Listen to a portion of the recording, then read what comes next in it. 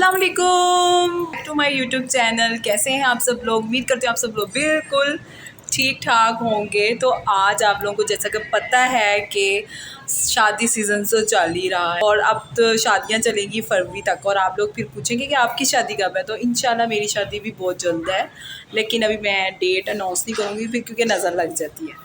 ठीक है, तो लेकिन आज मैं आप लोगों को दिखाऊंगी कि शादी सीज़न में कौन कौन से कपड़े आप बनवा सकते हैं। अच्छा, मैं सोच रही हूँ कि जब मैं अपनी शादी करूँगी ना, मैं मेहंदी का ड्रेस ना ऐसा बनवाऊँगी कि वो किसी ने भी नहीं बनाया होगा वैसा ड्रेस। वो कपड़ा भी अलग होगा, वो डिज़ाइनिंग भी अलग होगी और उसकी बात भी अलग ही होगी। ये गाइस, यहाँ पे हमने डिसाइड किया है कि यहाँ पे इस टाइम यहाँ पे सिर्फ पिज़्ज़ा है, सैंडविच है, हम लोग नहीं खाएंगे, हम लोग बाहर चला रहे हैं यहाँ से, क्योंकि हमें कढ़ाई गोश्त खाना है। हम लोग पंजाबी लोग हैं, हम लोग खाते हैं कढ़ाई गोश्त या बट कढ़ाई या इस तरह की, हम लोग जो है चीज़ें एक्टिविटी कह रहे फूड इस तरह का खाते हैं। तो अब हम लोग देखते हैं यहाँ पे है सनी लिए है यहाँ पे।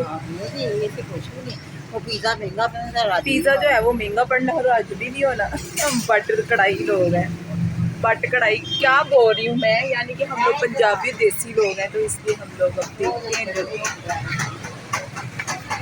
यहाँ पे बेकर है, मीठी चीज़ें हैं।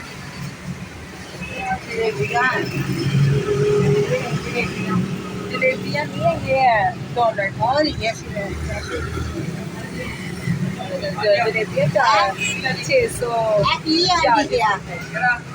640 का।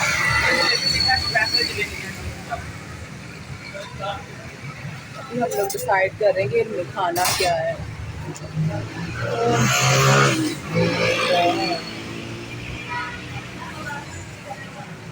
अगर अभी तक आप लोगों ने चैनल को सब्सक्राइब नहीं किया तो जल्दी से जाएं, चैनल को सब्सक्राइब करें, बेल आइकन को प्रेस करें और इसी तरह इंजॉय करें अपनी लाइफ को और मेरी लाइफ भी इंजॉयफुल बनाएं। मेरा चैनल सब्सक्राइब करके लाइक करें। तो अब पता नहीं कहाँ जाना पड़ेगा। और हमारे साथ एक बहुत बड़ा धोखा हुआ है, प्रैंक हुआ है, हमें किसी ने भेज दिया है। हमारा था मसला, बहुत बड़ा मसला था और वो हम लोगों ने हल करना था, लेकिन उसके लिए हमें भेजा गया डिस्कॉर्ड और वो बहुत ज़्यादा दूर था। हम वहाँ से वापस आ गए हैं और अब हम आगे जा रहे हैं। समझ ही नहीं आ रहा कि क्या खाएं। आप लोग कमेंट सेक्शन में बताएं कि फास्ट फूड खा खा के मैं तो थक चुकी हूँ। मुझे पता है आप लोगों ने मुझे एक दफ़ा मैसेज किया था किसी ने कि आप फास्ट फूड बहुत खाती हैं, इसलिए अब मैंने खाना ही नहीं, मेरा दिल चढ़ गया है फास्ट फूड। अब हम आगे जा रहे हैं, नगीना बेकर भी है यहाँ पे। तो सड़क, गाड़ी, मोटरसाइकिल यहाँ पे खड़ी करना मना है, रिक्शा खड़ा कर सकते हैं। जाते जाओ जाते जाओ। इधर से क्या लेना है? तो आपकी टांगे कहाँ पर है, कुछ ले लें। है ये नहीं गोश्त खाना,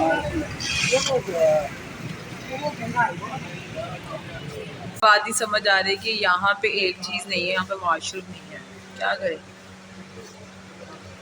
अब क्या कर सकते हैं, वॉशरूम करने के लिए हैं, समझ ही नहीं आ रही। देखते हैं, बाहर जाके चेक करते हैं, शायद कुछ। किधर? तो इतनी दूर गए थे, बाल खराब होने ही है।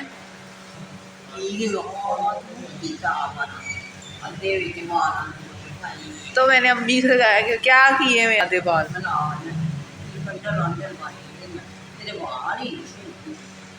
तो इधर तो वीडियो में तो सही आ रहे हैं नज़र। तो अब लोग डिसाइड करते हैं क्या खाना है, मोबाइल को कहीं सेट करते हैं, यहाँ रख लेते हैं। नकाब शाब तो उतार दो, इसका कोई फ़ायदा ही नहीं है। क्या डिसाइड किया है? सैंडविच भी मंगाना, डिसाइड कर लेते हैं फिर। सैंडविच कैसे की करें? कौन सा सैंडविच? ये सैंडविच ये मैम डबल लगेगा, तीनों जो है ना डबल सिंगल लगेगा। ये कितने का? एक 250 का बाबिश वाला, और तेल वाला जो 230 का है, और ये वेजी वाला 200 का। वेजिटेबल वाला 200 का। चलो तो पीले का पिज़्ज़ा ले लेंगे ना, लार्ज वाला स्पेशल पिज़्ज़ा है तो है 1300 का है। ये मंगा लो। मेहमानों खाते कि दूध फ्राई हुई हैं। हम लोग सोच रहे हैं हम बाहर से खा लें, अब पिज़्ज़ा खाने को दिल नहीं कर रहा। नहीं, महंगा भी क्या हुआ, महंगा पड़ जाना है। कुछ भी नहीं बन रही किसी चीज़ का। चलो A few moments later. So viewers, यहाँ पे मैं आप लोगों को बताऊँगी बाकी टिकटॉकर से इसलिए नहीं मिलती क्योंकि मुझे अलाउ नहीं है मेरे घर वालों की तरफ से, मुझे परमिशन नहीं है मेरी मम्मी की तरफ से। मेरी मम्मी कहती हैं नहीं मिलना किसी से भी, तो इसलिए ये वजह थी। वरना मुझे तो कोई नहीं है कि मैं जनरल मिर्ज़ा से मिलूँ और उससे मिलूँ, रबीका से। हाँ ख़ास तौर पे रबीका से मुलाकात करूँ। देखिए मैं इतनी गर्मी में यहाँ पर शूट हो रहा है, और तो आपको पता है कि शूट जो है ना वो बड़ी मुश्किल से होता है, और शूट करते वक्त एक तो गर्मी बहुत ज़्यादा लगती है। अच्छा, लोग ये पूछ रहे हैं बालों से रिलेटेड कोई शैम्पू बताएं, तो सनसिल्क या डव ब्लैक वाला? डव और वो भी बता दो केराटिन हेयर मास्क। और कैरेटिन हेयर मास्क भी मैं आपको घर जाके बताती हूँ उसकी डिटेल, लेकिन शैम्पू जो है ना वो आप सनसिल्क ब्लैक वाला लें, क्योंकि अब हम लोग ज़ाहिर सी बात है हम यूट्यूबर हैं, तो हम आपको जो है ना वो आपको पाकिस्तानी ब्रांड की तरफ ही अब लेके जाएंगे, दूसरे हम प्रोडक्ट नहीं। सनसिल्क है, जरा नाम ने बताया है सनसिल्क, पिंक वाला और ब्लैक वाला।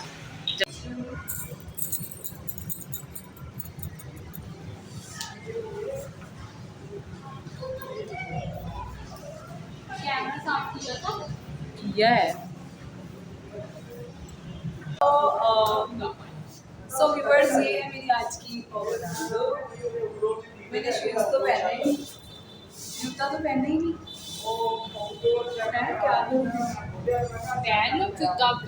सो जूता भी पहनते हैं और फिर आप लोगों के साथ कुछ वीडियोस हैं शेयर करते हैं, इतना प्यारा। तो ये एक और बात थी जो मुझे आप लोगों से क्लियर करनी थी कि बहुत से लोग ये कहते हैं कि आपने कंटेंट बना के रखा हुआ है, आप डेली नहीं लगाती, कब आप मतलब कि रोज़ की हमें नहीं दिखाती अपडेट। ऐसा बिल्कुल भी नहीं है, मैंने कोई कंटेंट बना के नहीं रखा हुआ, मैं रोज़ जाती हूँ, रोज़ निकलती हूँ, रोज़ ही वीडियो बनाती हूँ। तो ये जिनकी भी लोगों की गलत फहमी है ना वो दूर करते हैं कि मैंने कंटेंट एक बना के रखा हुआ है। वाह कितने प्यारे इयररिंग्स हैं, मैं इयररिंग्स दिखाऊँ आपको कितने प्यारे हैं। हाय, शादी सीज़न आज हम व्लॉग भी जो है रिकॉर्ड करने आए और मैं शादी की दुल्हन बन के यहाँ पे। तो आप लोगों ने माशाल्लाह माशाल्लाह माशाल्लाह बोल देना है, क्योंकि आप लोगों को पता है कि नज़र लग जाती है। अच्छा, बहुत से लोग ये भी कह रहे होते हैं कि आपको आपसे हम आपको इतने कमेंट्स करते हैं, आप आंसर नहीं करती, तो आप लोग ये भी तो देखें कि मैंने जाना है और वीडियो बनानी है, रिकॉर्ड करनी है। अच्छा, यहाँ पे मुझे एक बात बहुत ज़्यादा बुरी लगती है कि जब पीछे से लोग आके ये कह देते हैं कि मैम वीडियो बनाना अलाउ नहीं है, लेकिन मैं आप लोगों के लिए इतनी मुश्किल से वीडियो बनाती हूँ। तो कुछ कहेंगे आप इस बारे में? हाँ, तो वैसे तो आप लोगों ने हर जगह पेज बनाए हुए, वहाँ सारे आर्टिकल्स आपके ऑलरेडी लगे होते हैं, तो फिर आप हमें ना बनाइए। ऑलरेडी डिज़ाइनिंग प्लीज़ पीछे तो बिल्कुल मत आया करें, हमें स्पेस दिया करें, हम खुद ही अपनी मन से जो लेना होगा ले लेंगे, आप हमें नीचे आके बता दें। सो आप लोगों ने फातिमा की ज़ुबानी तो सुन लिया है कि प्लीज़ प्लीज़ मुझे इन लोगों यहाँ के लोगों से यही रिक्वेस्ट है कि पीछे मत आया करें। तो यहाँ पे व्यूवर्स मैंने फातिमा से कहा कि मेरी ओवरऑल लुक जो है वो दिखा दे, और ताकि आपको मेरी ओवरऑल लुक की पता चले। अच्छा, बहुत सी लड़कियाँ मुझे कहती हैं कि आप ही आप कहाँ से ड्रेस बनाती हैं, आपके ड्रेस जो है ना बड़े यूनिक से होते हैं। तो पहले मैं टेलर से बनवाती होती थी, बट अब ये है कि अब रेडीमेड ले लेती होती हूँ, और ये मेरा रेडीमेड ड्रेस है, और ये मैंने शाहपोश वालों का ही ड्रेस पहना हुआ है।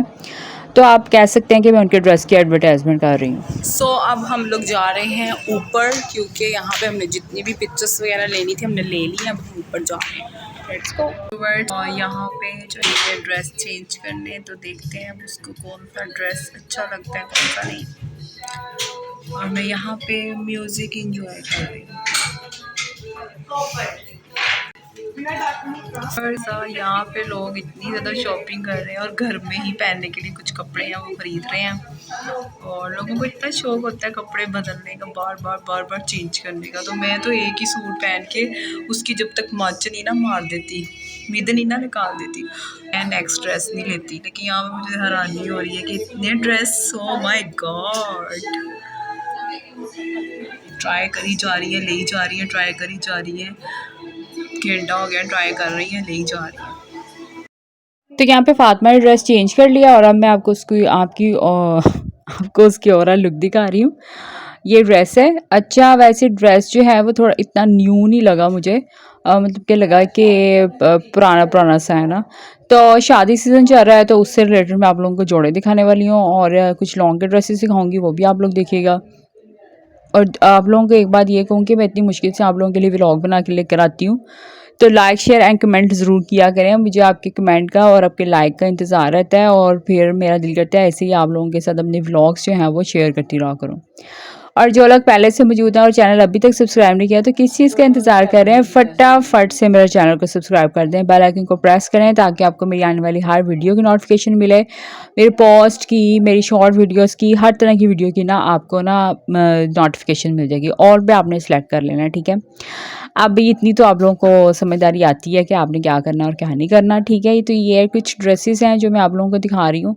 कुछ लोग कहते हैं कि गर्मियों में लाइट कलर्स पहने चाहिए, कुछ लोग कहते हैं डार्क कलर्स पहने चाहिए। अब ये आप पे डिपेंड करता है आप लोगों को कौन कौन से कलर पसंद हैं, आप वही कलर वियर करें जो आप लोगों को पसंद है। लाइट कलर पसंद करते हैं तो लाइट कलर पहन लें, डार्क कलर पसंद करते हैं तो डार्क कलर पहन लें, ठीक है। इससे गर्मी के मौसम का मुझे नहीं लगता कोई ताल्लुक होता है। गर्मी तो फिर भी उतनी ही लगनी होती है और तो इट्स अप टू यू कि आप लोग क्या पहनना पसंद करते हैं और क्या नहीं पहनना पसंद करते। अगर आपको स्टिच आर्टिकल पसंद नहीं आते तो आप यहाँ से अनस्टिच भी सूट जोड़े उठा सकते हैं और वो ले सकते हैं और वो अपनी मर्ज़ी से बनवा सकते हैं, ताकि फिर आप लोग जो है वो कुछ लोग अपनी मर्ज़ी से ड्रेस बनाना भी पसंद करते हैं। तो यहाँ पे मैंने सोचा मिरर में अपनी एक ओवरऑल लुक ले लूँ दोबारा से और आप लोगों को दिखा दूँ।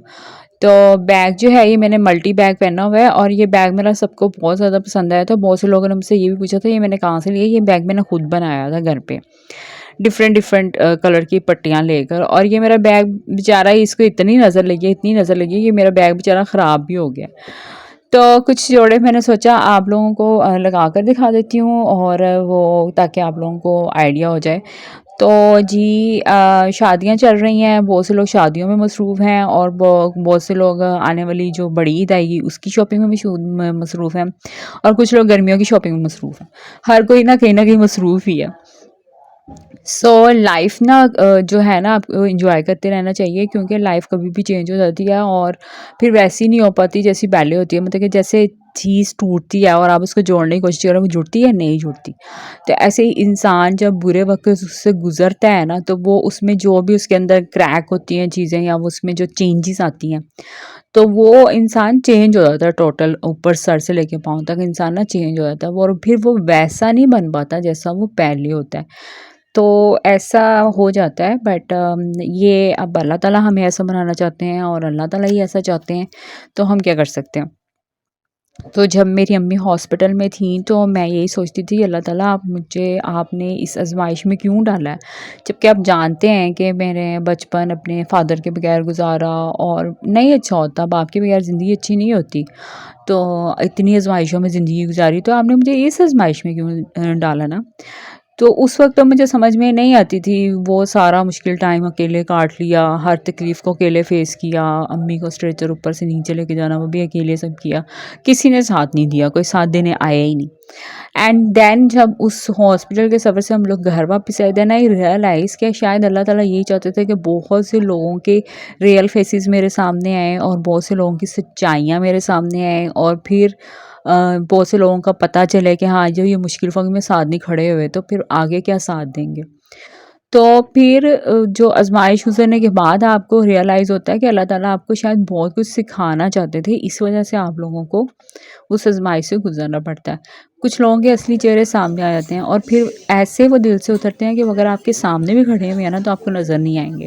इस तरह कोई इंसान आपके दिल से उतर जाता है, क्योंकि अगर कोई इंसान मुश्किल वक्त में आपका साथ नहीं ना देता, आपके पास नहीं आता, दो हमदर्दी के लफ्ज़ बोलने नहीं आता, तो वो आपके दिल से पूरी तरह से उतर जाता है और उसकी अहमियत ख़त्म हो जाती है आपके दिल से, और फिर कभी भी आपके दिल में उसकी जगह नहीं बन पाती। इट्स अ फैक्ट, ये ऐसी चीज़ है कि ये कभी भी नहीं बदल सकती। जो मुश्किल वक्त में साथ नहीं देता, पास नहीं आता, सच पूछें, मैं आपको यकीन से कह रही हूँ कि वो आपके दिल से उतर जाता है और फिर उसकी वो आपके सामने भी आके खड़ा हो जाएगा ना तो आपको वो नज़र नहीं आएगा।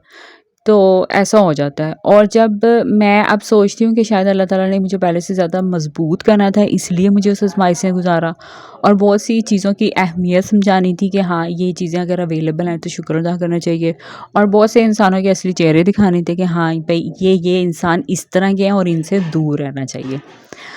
सो यस, ये सब कुछ मैंने सीख लिया है, बट मैं फिर भी आपसे ये कहूँगी कि मुश्किल वक्त जो आजमाइश थी ये आसान नहीं थी, बहुत तकलीफ़ से गुजरे हैं। ना सिर्फ हमने तकलीफ़ काटी है बल्कि मेरी वालदा ने बहुत तकलीफ़ का वक्त गुजारा है। हम लोग तो मेहनत कर रहे होते हैं उनको बचाने की ना, तो हम मरीज़ को बचाने की कोशिश करते हैं, लेकिन आपको एक बात बताऊँ, जो इंसान ये तकलीफ़ काट रहा होता है ना, सबसे ज़्यादा हौसला उसका होता है।